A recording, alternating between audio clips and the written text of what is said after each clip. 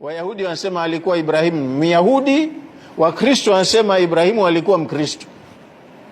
Mbele ya Mtume sallallahu alaihi wasallam ambaye na yeye kaambiwa afuate mila ya Ibrahimu. Sasa nani aliyempatia Ibrahimu? Yahudi, Nasara au Muislamu? Kwa hiyo palikuwa na ubishi, tena sio wa kitoto, kwa sababu ni religious scholars, viongozi wakubwa wa dini, wasomi wa dini zao, ndo walijadili, walifungua mjadala huo. Fatanazau fi Ibrahim, wakazozana kuhusu Ibrahim. Faqalat alyahudi, Mayahudi wakasema, ma kana illa yahudiyan, wallahi Ibrahim hakuwa na dini yoyote zaidi ya Uyahudi, alikuwa ni Myahudi mwenzetu. Waqalat an-nasara, na Wakristo nao wakasema, ma kana illa nasraniyan, hakuwa na dini yoyote zaidi ya Ukristo, alikuwa ni Mkristo mwenzetu. Faanzala Allahu, ndo Allah akateremsha kwa mtume wake aya hizi, awasomee, awaulize, ya ahla alkitabi, enyi watu wa kitabu, lima tuhajuna fi Ibrahima, kwa nini mnafungua hoja na mjadala kuhusu Ibrahim?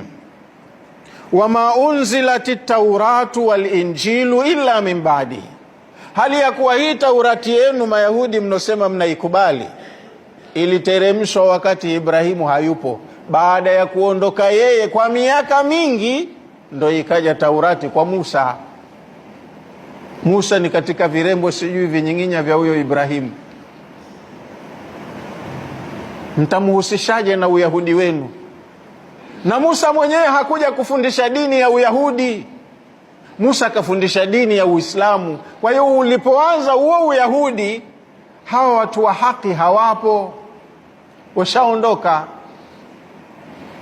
Na nyi Wakristo nanyi mnasema alikuwa Mkristo. Umeanza Ukristo wenu Ibrahim kwa miaka mingi, hapa duniani hayupo. Ana uhusiano gani na Uyahudi wenu na Ukristo wenu, hali ya kuwa kaondoka kabla ya hivi vitu havijaanzishwa? Mnafahamu hiyo hoja? Lima tuhajuna fi Ibrahim, kwa nini munafungua mijadala mukahojiana kuhusu Ibrahim? Yani, ya maashara alyahudi wa nasara, enyi kongamano la Mayahudi na Manasara, lima tujadiluna watanazauna fi Ibrahim, kwa nini mnajadili na mnazozana kuhusu Ibrahim? Watazumuna annahu ala dinikum, na kila kundi kati yenu linadai yuko kwenye dini yenu. Inakuja kujaje?